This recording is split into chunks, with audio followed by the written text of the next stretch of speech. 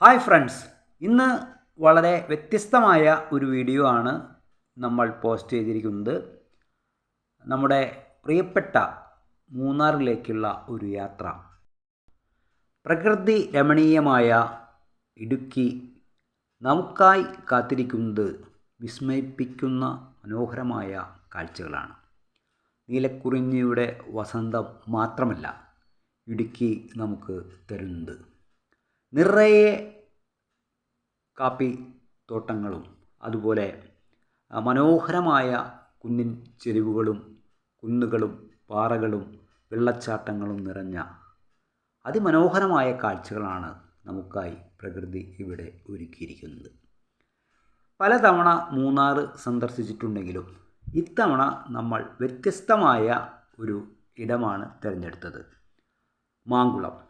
മാങ്കുളം എന്ന സ്ഥലത്തേക്കാണ് നമ്മുടെ ഇന്നത്തെ യാത്ര.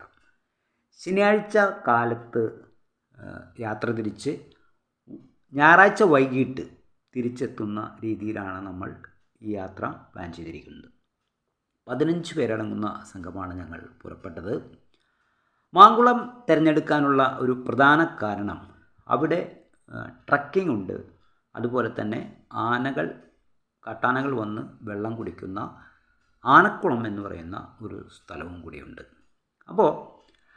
എന്നാൽ മൂന്നാറിൻ്റെ ചില ഭാഗങ്ങൾ കൂടി ഞങ്ങൾ സഞ്ചരിക്കുകയും മൂന്നാറിലെ പ്രധാനപ്പെട്ട ചില കാഴ്ചകൾ, നമ്മുടെ മാട്ടുപ്പെട്ടി ഡാം, മൂന്നാർ ടൗണ്, അവിടുത്തെ തോട്ടങ്ങൾ, കമ്പനി തേയില കൊടുക്കുന്ന സ്ഥലങ്ങൾ, അങ്ങനെ കുറേ സ്ഥലങ്ങൾ കൂടി സന്ദർശിച്ചിട്ടാണ് നമ്മൾ ലേക്ക് റിസോർട്ട്സ് എന്ന് പറയുന്ന ഒരു കൊച്ചു റിസോർട്ട്സിൽ മാങ്കുളത്ത് റൂമെടുക്കുകയും അവിടെ ആ ദിവസം താമസിക്കാനുള്ള പ്രത്യേക കാരണം, നമ്മുടെ ആനക്കുളത്ത് ആനകൾ വരികയാണെങ്കിൽ നമ്മുടെ റിസോർട്ടിലേക്ക് ഇൻഫർമേഷൻ എത്തുകയും നമുക്ക് ഏതു നിമിഷവും നമ്മളുടെ വാഹനത്തിൽ അവിടെ പോയി ആനകളെ സന്ദർശിക്കാനുള്ളൊരു സൗകര്യവും ഉണ്ടായിരുന്നു.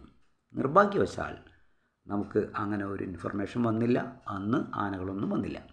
പക്ഷെ മാങ്കുളത്ത് ഉള്ള ആനക്കുളം എന്ന് പറയുന്ന സ്ഥലത്ത് ആനകളെ കാണാനായിട്ട് ധാരാളം വിദേശികളും അവർക്ക് താമസിക്കാനുള്ള റിസോർട്ട്സുകളും സ്വദേശികളുമായിട്ടുള്ള ധാരാളം ടൂറിസ്റ്റുകൾ വരുന്ന ഇടമാണ്. ഈ ആനക്കുളത്തിൻ്റെ പ്രത്യേകതകൾ എന്തെന്ന് വെച്ചാൽ ഒരിക്കലും വറ്റാത്ത വെള്ളമാണ്. അവിടെ ഒരു തോട് പോലെയാണ് നമുക്ക് തോന്നുന്നതെങ്കിലും വളരെ തെളിമയുള്ള വെള്ളമാണ് നമുക്കവിടെ കാണാനായിട്ട് സാധിക്കുന്നത്. ഈ വെള്ളത്തിന് എന്തൊക്കെയോ പ്രത്യേകതകൾ ഉണ്ടെന്നും കൂടി അവിടുത്തെ നാട്ടുകാർ പറയുന്നു. ആനകൾക്ക് നമ്മുടെ ജീപ്പ് സഫാരി പോകാമെന്ന് പറയുന്നത് ആദ്യം 1-2 വെള്ളച്ചാട്ടങ്ങളാണ്, പിന്നെ ഹാങ്ങിങ് ബ്രിഡ്ജാണ്, പിന്നെ നമ്മുടെ ഒരു ഓഫ് റോഡാണ്. ഓഫ് റോഡ് എന്ന് വെച്ച് കഴിഞ്ഞാൽ അത്യാവശ്യം നല്ലൊരു ഹെവി ഓഫ് റോഡാണ്. ഒരു 1/2 മണിക്കൂറോളം ഓഫ് റോഡ് റൈഡ് വരുന്നുണ്ട്. ടോട്ടൽ ഒരു 4 hours നമ്മൾ എല്ലാം കൂടെ നമ്മുടെ 5 പോയിൻറ്റ് മെയിനായിട്ട് കാണാനുണ്ട്. എന്നിട്ട് നമ്മൾ ലാസ്റ്റ് വരുന്ന പോയിൻ്റാണ് ഈ ബാക്കി കിടന്ന ആനക്കുളം എന്ന് പറഞ്ഞ പോയിൻ്റ്. ഇവിടെ നമ്മൾ ആന വരിക എന്ന് പറയുന്നത് വൈകിട്ട് സമയത്താണ്. ഒരു 3 മണി കഴിഞ്ഞാൽ പിന്നെ ചാൻസ് ആണ് കാട്ടാനയാണ് വരുന്നത്. ഒരു 40 മിനിറ്റ് ഡിസ്റ്റൻസിൽ നമുക്ക് ആനയെ കാണാൻ സാധിക്കും. വൈകിട്ട് സമയത്താണ് മോസ്റ്റ്ലി വരാറ്. പിന്നെ ചില സമയങ്ങളിൽ ചില ദിവസങ്ങളിൽ ഉച്ചയ്ക്കും രാവിലെ ഇറങ്ങാറുണ്ട്. ഏറ്റവും കൂടുതൽ കണ്ടുവരുന്നത് വൈകിട്ടാണ്. പിന്നെ ഓഫ് റോഡ് എന്ന് വെച്ച് കഴിഞ്ഞാൽ അത്യാവശ്യം ഹൈവേ ഓഫ് റോഡാണ്. ഓഫ് റോഡ് എന്ന് ഇറങ്ങുന്ന ഒരു ചെക്ക് ഡാമിൻ്റെ സൈഡിലാണ്, ചെറിയ ചെക്ക് ഡാമാണ്. അപ്പോൾ അവിടെ കുളിക്കാനും ഇതിനുള്ള സൗകര്യമുണ്ട്. ഇതിന് 33 വെള്ളച്ചാട്ടം എന്ന് പറഞ്ഞ വെള്ളച്ചാട്ടമുണ്ട്, അവിടെയും കുളിക്കാൻ സൗകര്യമുണ്ട്. ഹായ് ഫ്രണ്ട്സ്, അപ്പോൾ നമ്മൾ എയിം ചെയ്തിരിക്കുന്ന ആനക്കുളമാണ് നമ്മളിപ്പോൾ കണ്ടുകൊണ്ടിരിക്കുന്നത്. ഇവിടെ ധാരാളം കാട്ടാനകൾ വരികയും വെള്ളം കുടിക്കുകയും ചെയ്യുന്ന ഒരു പ്രദേശമാണ്. നേരത്തെ നമ്മുടെ ഗൈഡും ട്രക്ക് ഡ്രൈവറുമായിട്ടുള്ള അദ്ദേഹം പറഞ്ഞതുപോലെ വൈകിട്ടുള്ള സമയങ്ങളിലും ആണ് ധാരാളമായിട്ട് ആനകൾ ഇവിടെ ഇറങ്ങാറുള്ളത്. അപ്പോൾ ആനകളെ കാണാനായിട്ട് നമുക്ക് യാതൊരു തടസ്സവുമില്ല. ആനകൾ ഒരിക്കലും ഈ കുളം കഴിഞ്ഞ് ഇപ്പുറത്തേക്ക് വരാറില്ല. കാരണം ഇവിടെ വിശാലമായ ഒരു ഗ്രൗണ്ട് ഉണ്ട്. ആ ഗ്രൗണ്ടിൽ ധാരാളം കുട്ടികളെ പന്ത് കളിക്കാറുണ്ട്, പലതരം കളികളിൽ ഏർപ്പാടുണ്ട്. ആ സമയത്തൊന്നും തന്നെ ഈ മൃഗങ്ങൾ ഒന്നും ഈ കുട്ടികളെ ആക്രമിക്കാനോ ഒന്നും വരാറില്ല. അവർ അവിടെ വന്ന് ഈ വെള്ളം ധാരാളം കുടിച്ച് തിരിച്ചു പോവുകയാണ് പതിവ്. ഈ കാഴ്ച കാണാൻ വേണ്ടി ധാരാളം വിദേശികളായിട്ടുള്ള ആളുകൾ ഇപ്പോൾ നമ്മുടെ ഈ മാങ്കുളം എന്ന സ്ഥലത്തേക്ക് വരാറുണ്ട്. അപ്പോൾ അതിന് വേണ്ടിയിട്ടുള്ള റിസോർട്ടുകൾ, അങ്ങനെയുള്ള സൗകര്യങ്ങൾ, നല്ല റോഡുകൾ എല്ലാം തന്നെ തയ്യാറാക്കിയിട്ടുണ്ട്. ട്രക്കിംഗ് വളരെ സാഹസികമായിട്ടുള്ള ഒരു യാത്രയാണ്. ട്രക്കിൽ കൂടെ നമ്മൾ കാണുന്ന വഴികളാണ് ഇപ്പോൾ നിങ്ങൾക്ക് പറഞ്ഞുകൊണ്ടിരിക്കുന്നത്. ഇവിടെ ഈ ട്രക്കിങ്ങിൽ ജീപ്പ് മാത്രമേ പോവുള്ളൂ. ഓഫ് റോഡ് കുറച്ച്, അദ്ദേഹം പറഞ്ഞ പോലെ ഓഫ് റോഡ് കുറച്ചുണ്ട്, ഒരു 1/2 കിലോമീറ്റർ ഓഫ് റോഡിൽ കൂടിയാണ് നമ്മളിപ്പോൾ പോയിക്കൊണ്ടിരിക്കുന്നത്. വളരെ വലിയ കയറ്റങ്ങളും അതുപോലെ തന്നെ കുത്തനെയുള്ള ഇറക്കങ്ങളൊക്കെ കടന്നു വേണം നമ്മൾ, പല ആനത്താരകളും പിന്നിട്ടിട്ടാണ് നമ്മൾ പോയിക്കൊണ്ടിരിക്കുന്നത്. വളരെ സാവധാനം മാത്രമേ ജീപ്പ് പോവുകയുള്ളൂ. അപ്പോൾ നമ്മൾ ആദിവാസി ഊരിൻ്റെ അടുത്താണ് ഇപ്പോൾ നിൽക്കുന്നത്. നമ്മൾ ആദിവാസികളെ കുറച്ച് കണ്ടു. അപ്പോൾ നമ്മുടെ ട്രക്ക് ഡ്രൈവർ നമ്മളോട് പറഞ്ഞത് എന്താണെന്ന് വെച്ചിട്ടുണ്ടെങ്കിൽ, നിങ്ങൾ ഒരു കാരണവശാലും ഇവിടെ ഇറങ്ങുകയോ ആദിവാസികളുടെ ഫോട്ടോ എടുക്കുകയോ ചെയ്യാൻ പാടില്ല. അത് ഗുരുതരമായ നിയമലംഘനമാണ്. അവരുടെ ഒരു സ്വകാര്യതയും നമുക്ക് വെളിപ്പെടുത്താനായിട്ടുള്ള അർഹതയില്ല. അതുകൊണ്ട് അവരെ ഡിസ്റ്റർബ് ചെയ്യാനും പാടില്ല. അതാണ് നിയമം.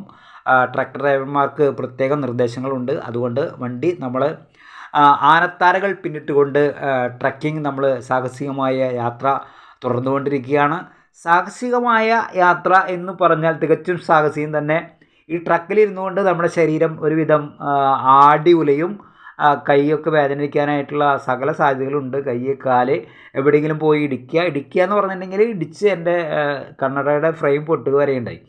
അപ്പോൾ അത്രയും ദുർഘടം പിടിച്ചൊരു വഴിയിലൂടെയാണ് നമ്മൾ പോയിക്കൊണ്ടിരിക്കുന്നത്. ആനകളെ കാണുമെന്നൊരു പ്രതീക്ഷയുണ്ട്. മറ്റ് വന്യമൃഗങ്ങളുമുള്ള സ്ഥലം തന്നെയാണ്. പക്ഷേ അത്രയും ഭാഗ്യം വേണം നമുക്ക്. ഭാഗ്യമുള്ള ആളുകൾക്ക് മാത്രമേ ഇത് കാണാനായിട്ട് സാധിക്കുകയുള്ളൂ. ഞങ്ങൾ പല പ്രാവശ്യം മൂന്നാർ സന്ദർശിച്ചിട്ടുണ്ട്. അതിൽ നിന്നൊക്കെ വ്യത്യസ്തമായിട്ട് ഈ മാങ്കുളം നമ്മൾ തിരഞ്ഞെടുക്കുകയായിരുന്നു. 1990 ഞാൻ ആദ്യമായിട്ട് മൂന്നാറിലേക്ക് യാത്ര ചെയ്തത്. ആ യാത്രയിൽ നിന്നും വളരെ വ്യത്യസ്തമാണ് ഇന്നത്തെ 33 കൊല്ലത്തിന് ശേഷമുള്ള ഈ യാത്ര എന്ന് പറയുന്നത്. ഇപ്പോൾ മൂന്നാറിലേക്ക് വരാൻ തന്നെ ഭയങ്കര ബുദ്ധിമുട്ടാണ് നമുക്ക്. നല്ലോണം ട്രാഫിക് ബ്ലോക്കുകളും അതുപോലെ, പക്ഷേ റോഡുകളൊക്കെ നന്നായിട്ടുണ്ട്. പക്ഷേ വാഹനങ്ങളുടെ എണ്ണം കൂടി ട്രാഫിക് ബ്ലോക്ക് വളരെ അധികമുണ്ട്. അപ്പോൾ നമ്മൾ പറഞ്ഞു എന്താ വെച്ചാൽ, അന്ന് ഞങ്ങൾ വരുമ്പോൾ നമുക്ക് രാജമലയൊക്കെ സുഖമായിട്ട് കാണാമായിരുന്നു. അതുപോലെ ഒരു സൂയിസൈഡ് പോയിൻ്റ് എന്ന് പറയുന്ന ഒരു സ്ഥലത്ത് നമുക്ക് അവിടെ പണ്ട് ബ്രിട്ടീഷുകാർ ഉപയോഗിച്ചിരുന്ന റോപ്പ് വേ, അതിൻ്റെ അവശിഷ്ടങ്ങൾ, ഇങ്ങനെ പലതരം കാഴ്ചകൾ നമുക്ക് അവിടെ വെച്ച് കാണാനായിട്ട് സാധിച്ചിട്ടുണ്ടായിരുന്നു. ഇന്ന് അത്തരം കാഴ്ചകളിലേക്ക് നമുക്ക് കടന്നു ചെല്ലണമെങ്കിൽ വളരെ വിദൂരത്ത് നിന്ന് മാത്രമേ കാണാനായിട്ട് സാധിക്കുകയുള്ളൂ. അതുമാത്രമല്ല, റോഡിലെ ട്രാഫിക് ബ്ലോക്ക് കാരണം പലരും ആ വഴിക്കുള്ള യാത്രകൾ നിർത്തിയിരിക്കുകയാണ്. വൃശ്ചികക്കാറ്റേ തുമ്പക്കുടങ്ങളെ തഴുകി വരും നീളം കാറ്റേ, വേളിക്കൊരുങ്ങിയ മലയാളി പെണ്ണിൻ്റെ അണിയറവാതിലിൽ നീ മുട്ടരുതേ, അടക്കം പറച്ചിലും ചിനുക്കങ്ങളും നീ ഒളിഞ്ഞു നോക്കരുതേ. ഇപ്പോൾ നമ്മൾ നിൽക്കുന്നത് എന്താണെന്ന് വെച്ചാൽ, ഈ സ്ഥലം 2018 ഉരുൾപൊട്ടലിൽപ്പെട്ട് ഈ പാലം, ഉരുക്ക് പാലമാണ്. ഈ പാലം നശിച്ചു പോയിരുന്നു. ആ പാലം ഇപ്പോൾ പുനർനിർമ്മിച്ചിട്ട് ഏതാനും മാസങ്ങളേ ആയിട്ടുള്ളൂ. അപ്പോൾ ആ പാലത്തിൻ്റെ അടുത്ത് നിന്നാണ് ഇപ്പോൾ നിങ്ങളോട് നമ്മൾ സംസാരിച്ചു കൊണ്ടിരിക്കുന്നത്. ഈ പാലം മാത്രമല്ല, ഈ 2018 പ്രളയത്തിൽ നശിച്ചു പോയതാണ് ഇവിടുത്തെ ഒരു കുറേ റോഡുകൾ. ഈ റോഡ് ഇപ്പോൾ തന്നെ പുനർനിർമ്മിച്ചിട്ടുള്ളൂ. ഈ റോഡും ഇതുപോലെ അന്നത്തെ ഉരുൾപൊട്ടലിൽ നശിച്ചു പോയതാണ്. ഇപ്പോൾ ഒരു 3 മാസത്തോളം ആയിട്ടുള്ളൂ ഈ റോഡൊക്കെ പുനർനിർമ്മിച്ചിട്ട്. അങ്ങനെ ഇടുക്കി എന്ന് പറയുന്ന നമ്മളുടെ മനോഹരമായ മാങ്കുളം, മൂന്നാർ മേഖലയിലുള്ള മനോഹരമായ കാഴ്ചകൾ കണ്ടുകൊണ്ട് നമ്മൾ മുന്നേറുകയാണ്.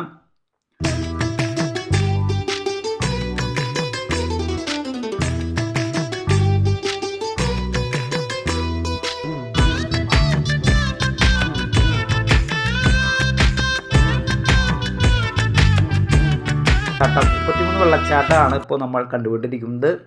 വളരെ എന്താ പറയുക, മനോഹരമായ കാഴ്ചകളും അതുപോലെ വെള്ളം, നല്ല ശുദ്ധമായ ജലം. ആ ശുദ്ധമായ ജലത്തിലാണ് നമുക്ക് കുളിക്കുക, എന്ത് വേണമെങ്കിൽ ചെയ്യാം. നമ്മൾ മറ്റേ ഗംഗയിലൊക്കെ പോയിട്ട് വെറുതെ വൃത്തികെട്ട വെള്ളം ഉപയോഗിക്കുന്നേക്കാൾ എത്രയോ നല്ലതാണ് ഒരു അഴുക്കുമില്ലാത്ത കാട്ടിൽ കൂടെ ഇറങ്ങി വരുന്ന ഈ ചെറിയ ചെറിയ അരുവികൾ.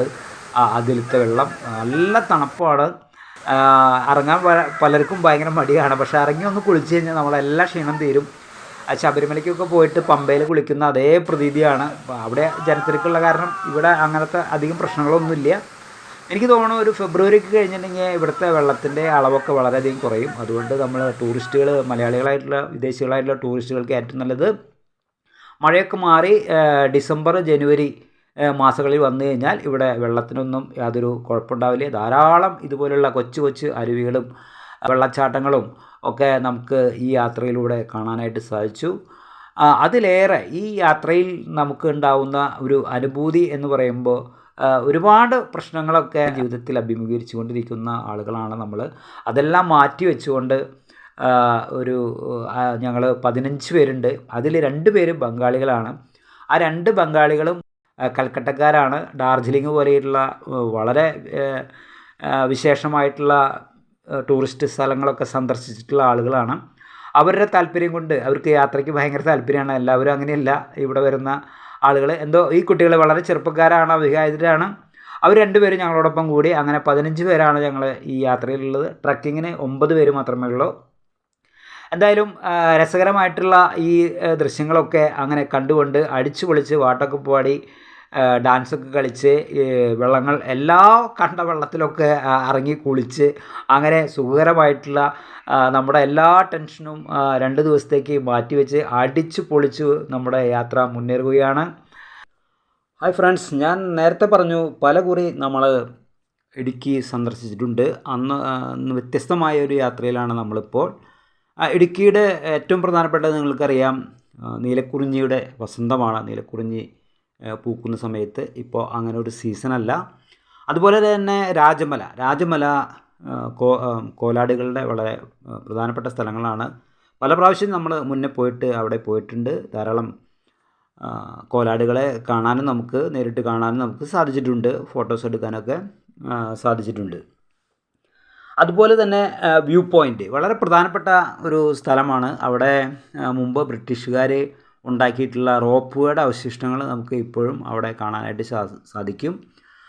അതുപോലെ ശബരി പ്രോജക്റ്റ്, മാട്ടുപ്പെട്ടി ഡാം.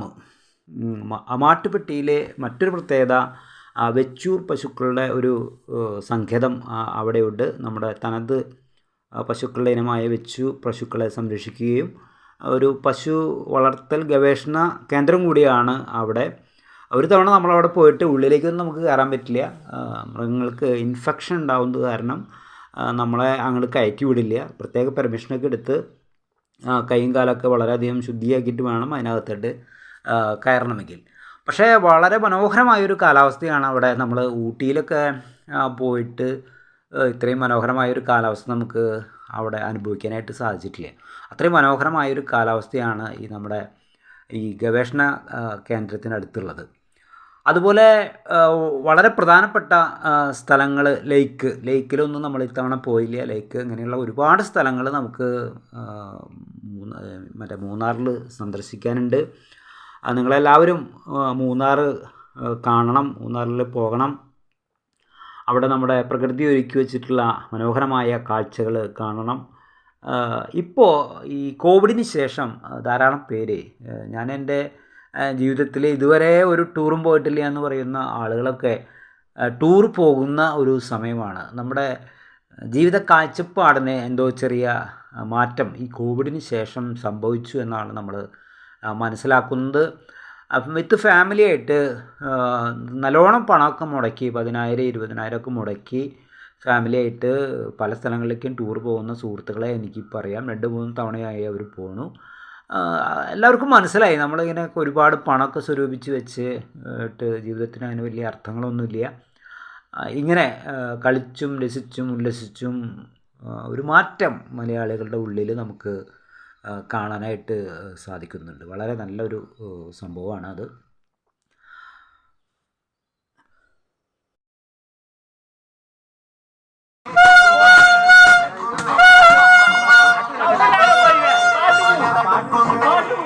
तुम भी जो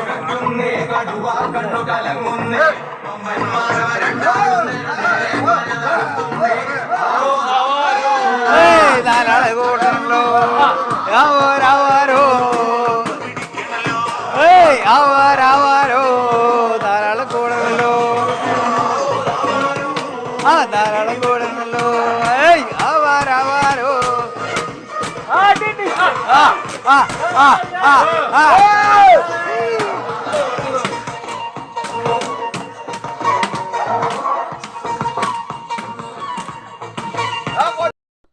നമ്മൾ താമസിക്കുന്ന ലേക്ക് റിസോർട്ടിന് താഴെയുള്ള ഒരു ചെറിയ വെള്ളച്ചാട്ടം, ഒരു ചെറിയ അരുവിയാണ് ഇപ്പോൾ നമ്മൾ കണ്ടുകൊണ്ടിരിക്കുന്നത്. ഏതോ കാലത്ത് മലയിൽ ഉരുൾപൊട്ടലുണ്ടായിട്ട് ഇവിടുത്തെ ആളുകളോട് ചോദിച്ചപ്പോൾ അവർക്കൊന്നും അത്ര ഓർമ്മയില്ല.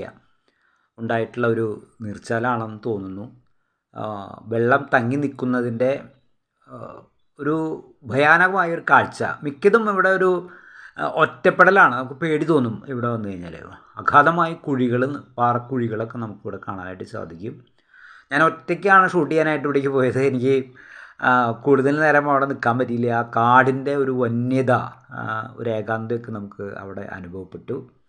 ഇതാണ് നമ്മൾ താമസിച്ചിട്ടുണ്ടായിരുന്ന ലേക്ക് റിസോർട്ട്സ്. ഇവിടെ നമുക്ക് അധികം വലിയ ഫെസിലിറ്റീസൊന്നുമില്ല. ഞങ്ങളൊരു 15 പേരുണ്ട്. നമ്മളറിയുന്ന ഒരു ആൾക്കാരായതുകൊണ്ടാണ് നമുക്ക് 15 പേർക്ക് കൂടിയിട്ട് ഈ റൂം തന്നത്. 2000 രൂപയ്ക്ക് വളരെ നല്ല ഫുഡും കൂടി അവർ നമുക്ക് തന്നു. കപ്പയും ബീഫും ചോറും പിന്നെന്താ പറയുക, അതുപോലെയുള്ള നല്ല വിഭവസമൃദ്ധമായ സദ്യ തലേദിവസം ശനിയാഴ്ച രാത്രി, ഞായറാഴ്ച ഉച്ചയ്ക്ക്, ഞായറാഴ്ച മോർണിംഗിൽ ഒക്കെ നമുക്കുണ്ടായി. വൈകിട്ട് നമ്മൾ 3 മണിക്ക് ശേഷമാണ് അവിടെ നിന്ന് പുറപ്പെട്ടത്. അപ്പോൾ നല്ലൊരു പാക്കേജായിരുന്നു അത്. വളരെ എന്താ പറയുക, ഇക്കണോമിക് ആയിട്ടുള്ളൊരു പാക്കേജും കൂടിയായിരുന്നു. ആ യാത്രയിൽ നമുക്ക് ഏറ്റവും ബുദ്ധിമുട്ടുള്ള കാര്യം, ഒരുപാട് പണച്ചെലവ് വരുമ്പോൾ യാത്രയൊക്കെ കഴിഞ്ഞ് തിരിച്ചു വന്നിട്ടുണ്ടെങ്കിൽ നമുക്ക് ഒരു നഷ്ടബോധം പലർക്കും അനുഭവപ്പെടാറുണ്ട്. അപ്പോൾ അതിനുള്ള ഒരു സാധ്യത ഒട്ടുമില്ലാത്ത ഒരു യാത്രയായിരുന്നു നമ്മുടേത്. അപ്പോൾ എല്ലാവരും ഇതുപോലെ ഹിന്ദിക്കാരും നമ്മളും എല്ലാവരും കൂടി കളിച്ച് രസിച്ച് നാടൻ പാട്ടുകളും ഒക്കെ പാടി, സിനിമയിലെ പാട്ടുകൾക്കൊത്ത് താളത്തിനൊത്ത് നൃത്തം ചെയ്ത് അങ്ങനെ അടിച്ചു പൊളിച്ച് ഉള്ള ഒരു യാത്ര. പ്രിയമുള്ളവരെ, മനുഷ്യൻ്റെ ജീവചരിത്രം നമ്മൾ പരിശോധിക്കുമ്പോൾ യാത്രകളുടെയും കുടിയേറ്റങ്ങളുടെയും കൂടി ചരിത്രമാണത്. അതുപോലെ സാഹസികതകളും, എന്നും സാഹസികതകളും നല്ല കാലാവസ്ഥയും ഇഷ്ടപ്പെട്ട യാത്രകളും തിരഞ്ഞെടുക്കാൻ മനുഷ്യന് ഒരു പ്രത്യേക കഴിവുണ്ടായിരുന്നു. അതിൻ്റെ ഭാഗമായിട്ടാണ് ഇതുപോലുള്ള സ്ഥലങ്ങൾ കണ്ടെത്തുകയും അവിടെ നമ്മളെ ടൂറിസം വികസിപ്പിച്ചെടുക്കാനായിട്ട് സർക്കാരുകൾക്ക് സാധിക്കുന്നതും. ഞാൻ ഈയിടെയായിട്ട് കുറച്ച് യാത്രകൾ ചെയ്തതിൽ നിന്ന് എനിക്ക് മനസ്സിലായിട്ടുള്ള ഒരു പ്രധാനപ്പെട്ട കാര്യം, നമ്മുടെ സർക്കാർ വേണ്ട രീതിയിൽ നമ്മുടെ ടൂറിസം രംഗത്ത് ശ്രദ്ധ പതിപ്പിച്ചിട്ടുണ്ട് എന്ന് തന്നെയാണ്. അതിലേറ്റവും സന്തോഷമായിട്ട് നമുക്ക് തോന്നിയിട്ടുള്ള ഒരു കാര്യം എന്താണെന്ന് വെച്ചിട്ടുണ്ടെങ്കിൽ, റോഡുകളൊക്കെ വളരെ നന്നായിരിക്കുന്നു.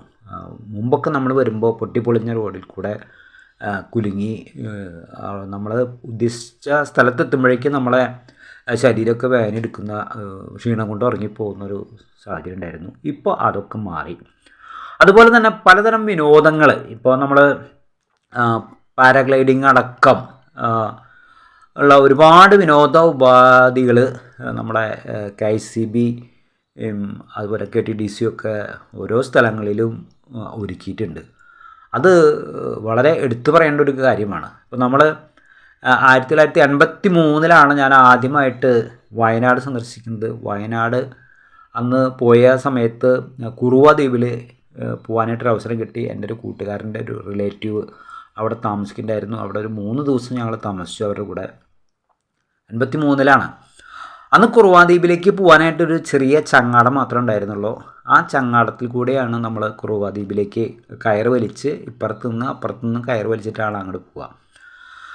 ഇന്ന് ആ കുറുവ ദ്വീപ് സന്ദർശിക്കുമ്പോൾ അങ്ങനത്തെ ഒരു എന്താ പറയുക, എന്തൊരു മാറ്റമാണ് നമുക്കവിടെ കാണാനായിട്ട് സാധിക്കുന്നത്. അങ്ങനെ ഓരോ ടൂറിസം സ്ഥലങ്ങളിലും വളരെ വ്യത്യസ്തമായ കാഴ്ചകളാണ് നമുക്ക് കാണാനായിട്ട് സാധിക്കുന്നത്. സർക്കാർ, ടൂറിസം വകുപ്പും അതിൽ വളരെയധികം ശ്രദ്ധ കൊടുക്കുന്നുണ്ട്.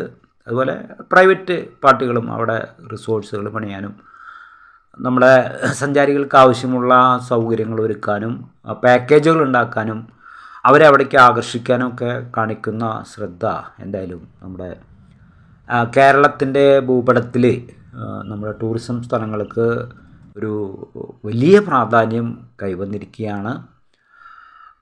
അത്തരം സന്ദർഭങ്ങളിൽ നമ്മുടെ തദ്ദേശീയരായിട്ടുള്ള ടൂറിസ്റ്റുകളും ധാരാളം വിനോദയാത്രകൾക്ക് വേണ്ടി ഇറങ്ങുന്നതാണ് കാഴ്ചകളാണ് നമ്മൾ കാണുന്നത്. ഇപ്പോൾ വയനാടൊക്കെ പോയിട്ടുണ്ടെങ്കിൽ നമുക്ക് ഏറ്റവും കൂടുതൽ കാണാൻ പറ്റുന്നത് നമ്മുടെ ഇന്ത്യയിൽ നിന്നുള്ള മറ്റ് സ്റ്റേറ്റുകളിൽ നിന്നുള്ള തമിഴ്നാട്, കർണാടക, ഗുജറാത്ത് തുടങ്ങിയിട്ടുള്ള സ്ഥലങ്ങളിൽ നിന്ന് ധാരാളം തദ്ദേശീയരായിട്ടുള്ള സഞ്ചാരികളും നമുക്ക് കാണാനായിട്ട് സാധിക്കും. അപ്പോൾ അങ്ങനെ എന്തുകൊണ്ടും ടൂറിസം വളർന്ന് പന്തലിച്ചുകൊണ്ടിരിക്കുകയാണ്. നമ്മൾ തിരൂർ എന്ന് പറയുന്ന തൃശ്ശൂർ ജില്ലയിൽ തിരൂർ എന്ന് പറയുന്ന സ്ഥലത്തു നിന്നാണ് നമ്മൾ വരുന്നത്. നമ്മുടെ നാടും അത്ര മോശമൊന്നുമല്ല കേട്ടോ. നമ്മൾ ഇടയ്ക്കിടയ്ക്ക് സന്ദർശിക്കാറുള്ള നമ്മുടെ പൂമല ഡാം, അവിടെയും ഒരുപാട് സംവിധാനങ്ങൾ ടൂറിസം വകുപ്പ് തദ്ദേശ വകുപ്പും കൂടിയിട്ട് ഏർപ്പാടാക്കിയിട്ടുണ്ട്. അവിടെ നമുക്ക് ബോട്ടിങ് തുടങ്ങിയിട്ടുള്ള സൗകര്യങ്ങളുണ്ട്. ചെപ്പാറ എന്ന് പറയുന്ന സ്ഥലം നമ്മൾ വളരെ ചെറുപ്പത്തിലൊക്കെ ഇഷ്ടംപോലെ പോയിരുന്ന സ്ഥലമാണ്. ഇപ്പോൾ നമ്മളവിടെ ചെല്ലുമ്പോൾ ചെപ്പാറയിൽ നമുക്കന്ന് പിടിച്ച് കയറാനൊന്നും പറ്റില്ല. ഞങ്ങളെ കുട്ടികളെയൊക്കെ കൊണ്ട്, ചെറിയ കുട്ടികളെയൊക്കെ കൊണ്ട് എടുത്ത് കയറാനൊക്കെ ഒരുപാട് ബുദ്ധിമുട്ടായിരുന്നു. അത്രയും ബുദ്ധിമുട്ടാണ് അങ്ങോട്ട് കയറി പോകാനായിട്ട്. ഇപ്പോൾ കൈവരികളൊക്കെ വെച്ച് അവിടെ ഗാർഡനൊക്കെ ഏർപ്പാട് ചെയ്ത് ഒരുപാട് പേര് എല്ലാ ദിവസവും അവിടെ സന്ദർശിക്കുന്ന ഒരു സാഹചര്യം ഉണ്ടായിരിക്കുന്നു. അപ്പോൾ അതുപോലെ ചെപ്പാറ, പത്താഴക്കുണ്ട് ഡാം, പൂമല ഡാം ഒക്കെ സംയുക്തമായിട്ട് ഒരു ടൂറിസം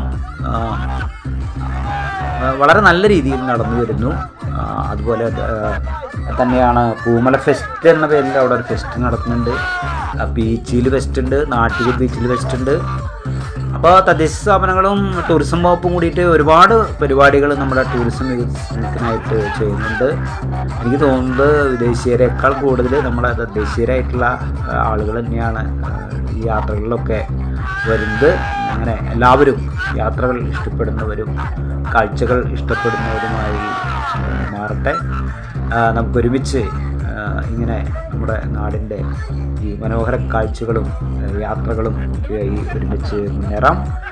നിങ്ങൾക്കും ഇതുപോലെയുള്ള അവസരങ്ങൾ ഉണ്ടാവട്ടെ എന്ന് ആശംസിച്ചുകൊണ്ട് ഇന്നത്തെ വീഡിയോ നമ്മളിവിടെ അവസാനിപ്പിക്കുകയാണ്. നമസ്കാരം.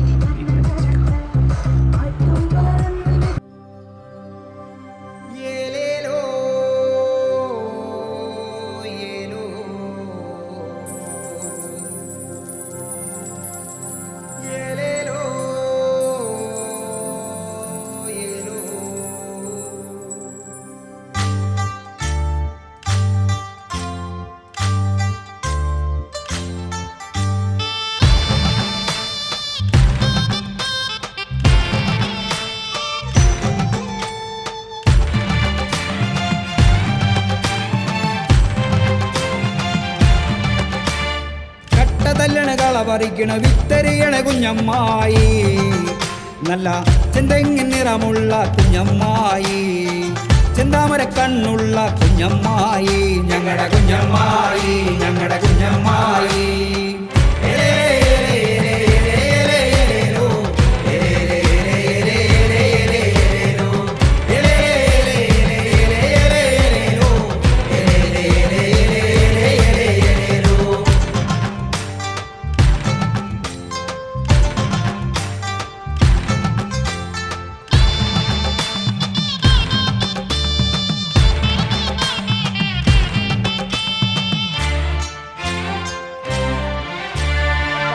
തല്ലണ പോലി ഇളകണ പറ നിറയ്ക്കണ കുഞ്ഞമ്മായി, നല്ല വസനപ്പു ചൂടി നിൽക്കണ കുഞ്ഞമ്മായി, തിരുവാതിര നോമ്പ് നോക്കണ കുഞ്ഞമ്മായി, ഞങ്ങളുടെ കുഞ്ഞമ്മായി, ഞങ്ങളുടെ കുഞ്ഞമ്മായി.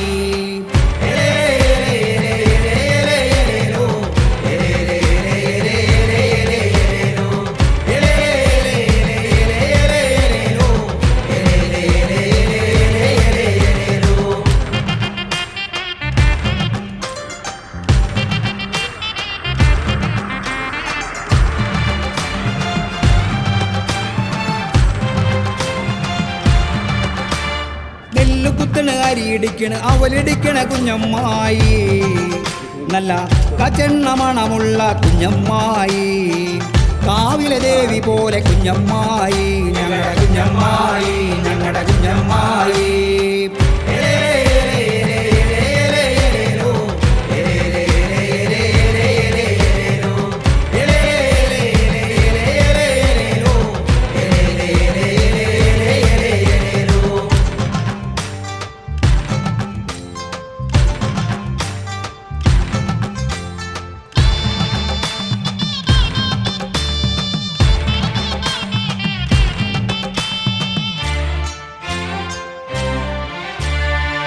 പറിക്കണ് ഞാറ്റടി മൂട്ടണ് വെള്ളം കൂട്ടണ് കുഞ്ഞമ്മായി നല്ല തരാട്ടു പാട്ട് പാടണ കുഞ്ഞമ്മായി കളത്തിൽ ചോട് വെക്കണ കുഞ്ഞമ്മായി ഞങ്ങളുടെ കുഞ്ഞമ്മായി ഞങ്ങളുടെ കുഞ്ഞമ്മായി